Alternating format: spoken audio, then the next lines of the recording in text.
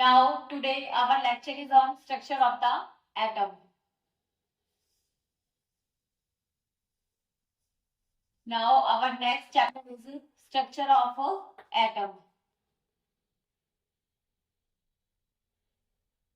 Structure of the atom. आज हम अपना टॉपिक चैप्टर स्टार्ट करेंगे स्ट्रक्चर ऑफ द एटम। अभी तक हम अपने दो चैप्टर फिनिश कर चुके हैं, इक्विलिब्रियम एंड सेकंड था इलेक्ट्रोकेमिस्ट्री। उसकी वर्कशीट्स मैंने यूट्यूब पे शेयर कर दी है, जिसको पीडीएफ चाहिए तो वो कमेंट करके पीडीएफ यूज कर सकता है उसकी, ठीक है। नेक्स्ट है हमारा structure of the atom. Structure of the atom chapter में जितने भी टॉपिक्स हैं वो पढ़ने से पहले हम एक बार ये देख लेते हैं कि इस चैप्टर की समरी क्या है। सबसे पहले पढ़ते हैं हम समरी। समरी को हम लास्ट में ना पढ़ के आज अभी पहले पढ़ते हैं समरी को, ठीक है। इसमें क्या है देखो, सबसे पहले क्या है हमारा मैटर। सबसे पहले क्या होता है हमारा matter. Matter is anything in the universe which occupy space and have mass is known as matter।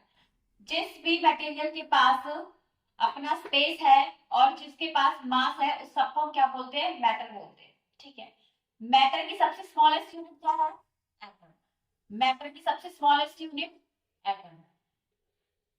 Dalton ने बताया था, डॉल्टन की एटॉमिक थ्योरी थी। डॉल्टन सबसे पहले कौन सी थ्योरी लाई थी, Dalton atomic theory. First thing Dalton की atomic theory. According to Dalton atomic theory जो मैटर की सबसे स्मॉलेस्ट यूनिट होती है वो एटम होती है। एटम को हम फर्दर डिवाइड नहीं कर सकते अकॉर्डिंग टू डॉल्टन। डॉल्टन की एटॉमिक थ्योरी में ये बताया गया कि जो मैटर है उसका बिल्डिंग ब्लॉक क्या है, एटम है। एटम सबसे छोटी यूनिट है जिससे क्या बनता है, मैटर बनता है, ठीक है। एटम को फर्दर डिवाइड नहीं कर सकते, एटम सबसे स्मॉलेस्ट यूनिट है।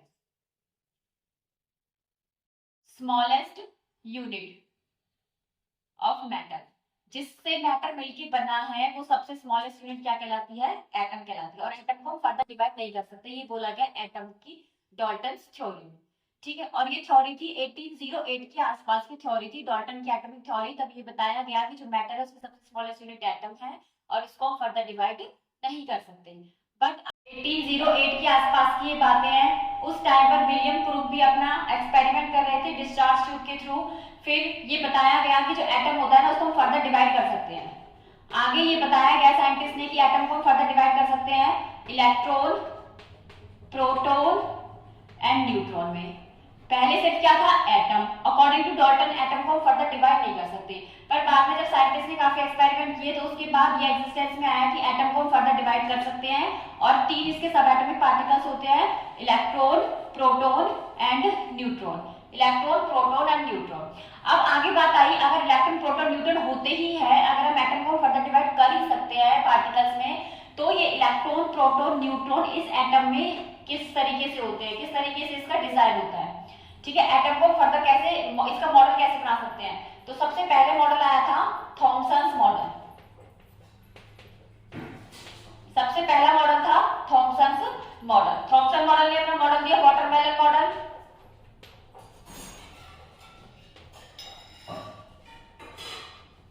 Watermelon model, but according to Thomson उनका मॉडल फेल हो गया क्योंकि वो एटम की स्टेबिलिटी के बारे में एक्सप्लेन नहीं कर पाए। फिर उसके बाद सेकंड आया रदरफोर्ड मॉडल। फिर सेकंड हमारा मॉडल आया रदरफोर्ड मॉडल। उन्होंने एटम के बारे में बताया, काफी चीजें उन्होंने बता दी थी।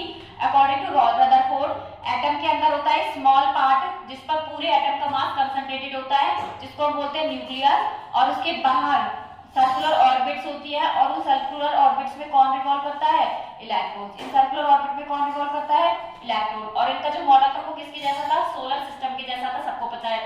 सोलर सिस्टम जैसे कि बीच में सन होता है, उसके चारों तरफ कौन रिवॉल्व करते हैं, प्लैनेट्स रिवॉल्व करते हैं। ऐसे बीच में क्या है, पॉजिटिवली चार्ज न्यूक्लियस, और लास्ट बाहर क्या है इसके सर्कुलर ऑर्बिट जिसमें कौन रिवॉल्व करता है, इलेक्ट्रॉन। ये बात किसने बता दी थी, रदरफोर्ड ने। बट रदरफोर्ड का मॉडल भी फेल हो गया क्योंकि इन्होंने भी एटम की स्टेबिलिटी के बारे में कुछ नहीं बताया। फिर आगे कौन सा मॉडल आया, बोर्स मॉडल। नेक्स्ट हमारा मॉडल था Bohr's model. According to Bohr's model की क्या पोस्टुलेट थी, इन्होंने क्या एक्स्ट्रा बता दिया था, इन्होंने भी एटम के बारे में बताया। इन्होंने क्या नई चीज बताई कि जो एटम होता है उसके बीच में होता है पॉजिटिवली चार्ज जिसको हम बोलते हैं न्यूक्लियस। वही वाली बात इन्होंने बोली कि न्यूक्लियस होता है और बाहर क्या होती है, सर्कुलर ऑर्बिट्स होती है जिनमें इलेक्ट्रॉन रिवॉल्व करता है। वही रदरफोर्ड वाली बात इन्होंने बोल दी थी, बट इन्होंने क्या नई चीज बोली, इनका बोलना था कि जो इलेक्ट्रॉन्स होते हैं ना, जिन शेल्स में रिवॉल्व करते हैं, जिन ऑर्बिट्स में रिवॉल्व करते हैं, उनकी एनर्जी कैसी होती है, फिक्स्ड होती है, फिक्स्ड ऑर्बिट्स होती है ये। इसी बात पे हमारा क्या हुआ था, रदरफोर्ड फेल हुआ था क्योंकि उसने ये वाली बात नहीं बताई थी कि जो ये शेल्स होती है, जो ये ऑर्बिट्स होती है, इनकी एनर्जी फिक्स होती है। पर ये बात किसने बता दी, बोर मॉडल ने बता दी। अब बोर भी फेल हो गया, बोर का मॉडल, बोर ने भी बहुत सारी चीजें बताई पर कुछ चीजें थी जिनकी वजह से क्या हो गया, बोर का मॉडल भी फेल हो गया। वो क्या था, देखो जिस टाइम पर ये थॉमसन, रदरफोर्ड, बोर का मॉडल चल रहा था, उस टाइम पर electron behave as only particle. जिस टाइम पर बोर, थॉमसन और रदरफोर्ड का मॉडल चल रहा था, तो उस टाइम पर कंसीडर किया गया था कि जितने भी हमारे सब एटॉमिक पार्टिकल्स हैं, इलेक्ट्रॉन, प्रोटॉन और न्यूट्रॉन, उनका कैसा नेचर होता है, सिर्फ पार्टिकल नेचर होता है, उनका कोई भी वेव नेचर नहीं होता है। जिस टाइम पर बोर अपना मॉडल डिस्कवर कर रहे थे, उसी टाइम पर एक साइंटिस्ट थे हाइजेनबर्ग। हाइजेनबर्ग साइंटिस्ट थे, इनका प्रिंसिपल था हाइजेनबर्ग अनसर्टेनिटी। उसी टाइम पर इनका एक प्रिंसिपल था हाइजेनबर्ग अनसर्टेनिटी प्रिंसिपल। इसके अकॉर्डिंग जो इलेक्ट्रॉन होता है ना, बिहेव एज वेव। अब ये तो कॉन्ट्रडिक्शन हो गया बोर थ्योरी के अकॉर्डिंग, क्योंकि बोर ने तो क्या माना था कि जो इलेक्ट्रॉन होता है उसका नेचर कैसा है, पार्टिकल नेचर है। पर उसी टाइम पर जो हाइजेनबर्ग का अनसर्टेनिटी प्रिंसिपल है, वो क्या माना था कि जो इलेक्ट्रॉन होता है वो वेव की तरह बिहेव करता है। अब देखो, अगर इलेक्ट्रॉन एक वेव की तरह बिहेव करेगा तो क्या उसकी पोजीशन और उसका मोमेंटम में एक साथ कैलकुलेट कर सकते हैं? कभी भी कोई माइक्रोस्कोपिक पार्टिकल वेव नेचर की तरह जब बिहेव करता है तो उसका मोमेंटम मतलब उसकी वेलोसिटी और उसकी पोजीशन हम एक साथ कैलकुलेट नहीं कर सकते। पर बोर तो ये बोल रहे थे कि जो इलेक्ट्रॉन होता है वो फिक्स सर्कुलर ऑर्बिट में होता है और इलेक्ट्रॉन का नेचर कैसा होता है, सिर्फ पार्टिकल होता है। अगर नेचर पार्टिकल होगा तो उसका मोमेंटम और उसकी वेलोसिटी और उसकी पोजीशन हम एक साथ क्या कर सकते हैं, डिटरमाइन कर सकते हैं। पर ये कॉन्ट्रडिक्शन हो गया इसके साथ, हाइजेनबर्ग अनसर्टेनिटी प्रिंसिपल के साथ। तो इस एप्लीकेशन पर ये बोर मॉडल क्या हो गया, फेल हो गया, क्योंकि इसने क्या माना था, सिर्फ इलेक्ट्रॉन को एक पार्टिकल नेचर माना था। पर उसी टाइम पर हाइजेनबर्ग भी अपना एक्सपेरिमेंट कर रहे थे, तो हाइजेनबर्ग ने बोला कि जो इलेक्ट्रॉन होता है वो किसकी तरह बिहेव करता है, तो वेव की तरह बिहेव करता है। वेव की तरह मतलब अब इसका मॉडल कैसा होगा फिर आगे, अगर वेव की तरह बिहेव करेगा तो ऐसे, पार्टिकल की तरह बिहेव करेगा तो सर्कुलर ऑर्बिट होगी, और वेव की तरह वेव तो कैसे ट्रेवल करती है, ऐसे ट्रेवल करती है वेव। तो वेव नेचर भी होगा और पार्टिकल नेचर भी होगा। अब इसको डिस्क्राइब करने के लिए आया क्वांटम मैकेनिकल मॉडल। आगे कौन सा मॉडल आया, quantum mechanical model. Quantum mechanical model. अब क्वांटम मैकेनिकल की बेसिक पोस्टुलेट ये थी कि इसने ये माना था कि जो इलेक्ट्रॉन होता है ना वो दोनों तरीके से बिहेव करता है, पार्टिकल की तरह भी और वेव की तरह भी।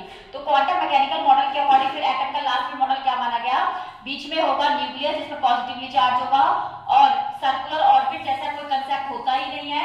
एटम के न्यूक्लियस के बाहर क्या होता है, एक रीजन होता है, एक क्या होगा, रीजन होगा। रीजन मतलब कि 3 डायमेंशनल स्पेस होता है। इस न्यूक्लियस के बाहर क्या होता है, 3 डायमेंशनल स्पेस, और जिसमें इलेक्ट्रॉन हमें कहीं भी मिल सकता है। इसमें इलेक्ट्रॉन की मिलने की जो प्रोबेबिलिटी है वो कहीं भी हो सकती है, कहीं भी मिल सकता है इलेक्ट्रॉन। ये बात बोली गई लास्ट में अब तक कि एक न्यूक्लियस होगा जिसमें पूरा पॉजिटिव चार्ज कंसंट्रेटेड होगा, एंड देन उसके बाहर एक 3 डायमेंशनल रीजन होगा, स्पेस होगा, जिसको रिप्रेजेंट किया जाता है वेव फंक्शन साई से। और इसमें हमें इलेक्ट्रॉन की मिलने की प्रोबेबिलिटी को रिप्रेजेंट किया जाता है साई स्क्वायर से। इस रीजन में इलेक्ट्रॉन हमें कहीं भी मिल सकता है, तो सर्कुलर ऑर्बिट जैसा कोई भी कंसेप्ट नहीं होता है। ये था पूरा स्ट्रक्चर ऑफ द एटम का ओवरव्यू। सबसे पहले जो मैटर था, matter is anything in the universe which occupies space and have मास, ठीक है। फिर आगे डाल्टन की एटॉमिक थ्योरी के अकॉर्डिंग जो मैटर होता है ना उसकी सबसे स्मॉलेस्ट यूनिट होती है एटम। एटम सबसे छोटा पार्टिकल है जिससे क्या मिलके बना है, मैटर बना है। एटम को फर्दर डिवाइड नहीं कर सकते अकॉर्डिंग टू डाल्टन, पर अकॉर्डिंग टू डाल्टन तो ये था कि एटम को फर्दर डिवाइड नहीं कर सकते। पर साइंटिस्ट ने जब आगे अपना मॉडल किया, आगे डिस्कवरीज की, तो उन्होंने देखा कि जो एटम होता है ना उसके पास सब एटॉमिक पार्टिकल्स भी होते हैं, इलेक्ट्रॉन, प्रोटॉन और न्यूट्रॉन। अब जब सब एटॉमिक पार्टिकल्स की डिस्कवरी हो गई तो आगे साइंटिस्ट ने ये देखने की कोशिश की कि जो ये सब एटॉमिक पार्टिकल्स हैं आखिरी एटम के अंदर कैसे अरेंज होते हैं। तो सबसे पहला मॉडल आया था थॉमसन्स मॉडल। इन्होंने क्या बता दिया कि जो एटम होता है वाटर बैलन की तरह, इनका मॉडल सबको पता है। थॉमसन मॉडल क्या हो गया, फेल हो गया था। उसके बाद सेकंड मॉडल कौन आया, रदरफोर्ड मॉडल। तो रदरफोर्ड ने क्या बताया, उन्होंने भी अपना मॉडल दे दिया। उनके अकॉर्डिंग बीच में क्या होता है, न्यूक्लियस जिसमें पॉजिटिव चार्ज होता है, और बाहर ऑर्बिट्स में कौन रिवॉल्व करता है, इलेक्ट्रॉन। और किसके जैसा होता है, सोलर सिस्टम जैसा होता है। पर ये भी फेल हो गया क्योंकि इसने भी स्टेबिलिटी के बारे में नहीं बताया। उसके बाद नेक्स्ट कौन सा मॉडल आया था, बोर्ड मॉडल। बोर्ड ने क्या एक एक्स्ट्रा बात बता दी थी कि जिन सर्कुलर ऑर्बिट्स में रिवॉल्व करता है उनकी एनर्जी क्या होती है, फिक्स होती है। उनकी एनर्जी टाइम के साथ डिक्रीज नहीं होती है। जो बात किसने नहीं बताई थी, रदरफोर्ड ने। तो वो बात किसने एक्सप्लेन कर दी, बोर्स ऑर्बिट ने, बट बोर के मॉडल ने। बट जिस टाइम पर बोर का मॉडल चल रहा था उसी टाइम पर एक प्रिंसिपल और था, हाइजेनबर्ग अनसर्टेनिटी प्रिंसिपल। उसके अकॉर्डिंग अगर कोई पार्टिकल है, कोई माइक्रोस्कोपिक पार्टिकल है, उसके पास पार्टिकल नेचर तो होगा ही क्योंकि वो पार्टिकल है, बट उसके पास साथ में कौन सा नेचर होता है, वेव नेचर भी होता है। Electron behaves as a wave. पर बोर, रदरफोर्ड और थॉमसन ये क्या कंसीडर कर रहे थे कि जो इलेक्ट्रॉन होता है उसका सिर्फ कौन सा नेचर होता है, पार्टिकल नेचर होता है। तो यहाँ पे क्या हो गई, कॉन्ट्रडिक्शन हो गई। तो इस पॉइंट पर क्या हो गया, बोर का मॉडल फेल हो गया, क्योंकि अगर ये वेव की तरह बिहेव करेगा तो इसकी पोजीशन, इसकी रेडियस, इसकी डिस्टेंस कुछ भी आप एग्जैक्टली कैलकुलेट नहीं कर सकते। पर बोर्ड ने तो हमको सब कुछ कैलकुलेट करके दे दिया, एनर्जी, डिस्टेंस, रेडियस सब कुछ कैलकुलेट करके दे दिया। तो उसके बाद यहाँ पे आया कि हाइजेनबर्ग के according electron behaves as a wave. ठीक है, अब इसको कंसीडर करके नेक्स्ट मॉडल आया तुम्हारा क्वांटम मैकेनिकल मॉडल।